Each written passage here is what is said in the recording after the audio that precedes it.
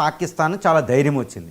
అందుకే ఈ మధ్యన ఏం చేసింది, ఇది ఆఫ్ఘనిస్తాన్ కొరకురాని కొయ్య అంటే సూపర్ పవర్సే ఓడించలేని ఆఫ్ఘనిస్తాన్ మీద ఇది దాడి చేసింది.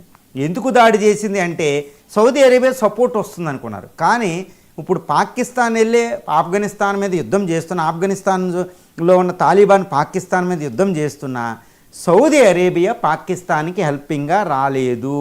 అంటే ఏంటి, ఇది చాలా పెద్ద విషయం అండి. ఎందుకంటే పాకిస్తాన్ ఏదో మేము సౌదీతో ఒప్పందం చేసుకుని ఇంకా సౌదీ అరేబియా వెనకాల ఉంది, oil rich nation, billions of dollars ఉండేదానికి ఎంతైనా సహాయం చేయొద్దు, మాకు ఆయిల్ ఇస్తుంది, లోన్లు ఇస్తుంది, అవసరమైతే ఆయుధాలు కూడా ఉంటాయి. సౌదీ అరేబియా దగ్గర ఆయుధాలు కూడా ఎక్కువే. ఇప్పుడు F-35 బాంబర్స్ కూడా ఉంటాయని దానికి.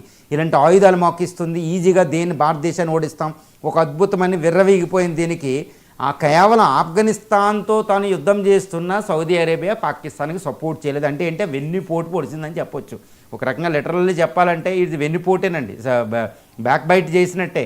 ఎందుకంటే సౌదీ అరేబియా ఏమంటుందంటే ఆఫ్ఘనిస్తాను పాకిస్తాన్ యుద్ధం చేసుకోకుండా పీస్ డీల్ కుదుర్చుకోవాలి, శాంతి చర్చలకి నేను మీడియేటర్గా వస్తాను కానీ పాకిస్తాన్కి సపోర్ట్గా రానని చెప్తుందనమాట.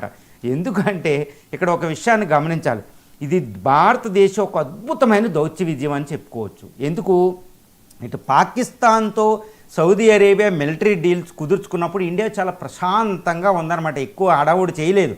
కానీ అసలు పాకిస్తాన్ సౌదీ అరేబియా మిలిటరీ ప్యాక్ట్ని టెస్ట్ చేయడానికి ఇండియాకు ఒక అద్భుతమైన అవకాశం వచ్చింది. అదేంటి,